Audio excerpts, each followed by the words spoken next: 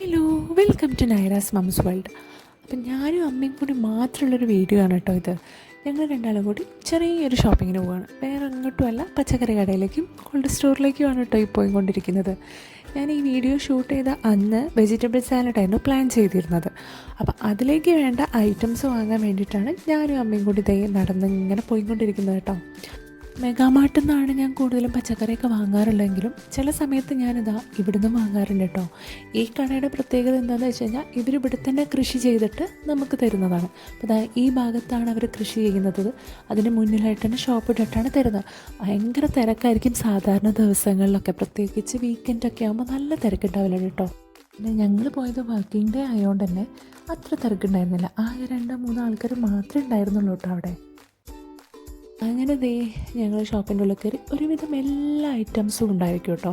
ഉപ്പ് തൊട്ട് കർപ്പൂരം വരെ എന്ന് പറയുന്ന പോലെ ഒരുവിധം എല്ലാ പച്ചക്കറികളും.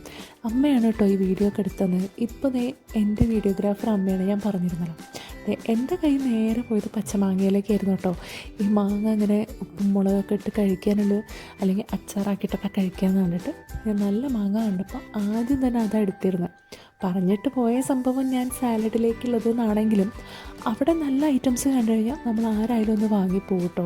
പ്രത്യേകിച്ച് അവരവിടെ തന്നെ കൃഷി ചെയ്ത് ഉണ്ടാക്കുന്നതായതുകൊണ്ട് സ്ട്രോബെറിയൊക്കെ ഭയങ്കര ടേസ്റ്റായിരിക്കും കേട്ടോ, നല്ല മധുരമാണ്. ഞാൻ ഇവിടെ നിന്നാണ് കൂടുതലും സ്ട്രോബെറി വാങ്ങാറുള്ളത് കേട്ടോ. അങ്ങനെ സാലഡിലേക്ക് വേണ്ട ഐറ്റംസും അതുപോലെ തന്നെ കുറച്ച് ഫ്രൂട്ട്സും വാങ്ങി ഞങ്ങൾ അവിടെ നിന്ന് തിരിച്ചു പോകുന്നു കേട്ടോ.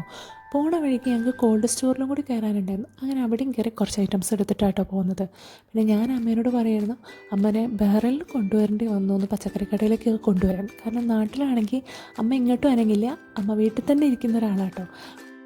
അപ്പം ഞാൻ പറയുന്നത് ബഹ്റൈനിലേക്ക് വരേണ്ടി വന്നു, ഒന്ന് പച്ചക്കറിയൊക്കെ വാങ്ങാൻ രംഗത്തേക്ക് ഇറങ്ങേണ്ടി വരാൻ എന്നൊക്കെ പറഞ്ഞ് കളിയൊക്കെ ആയിരുന്നു കേട്ടോ.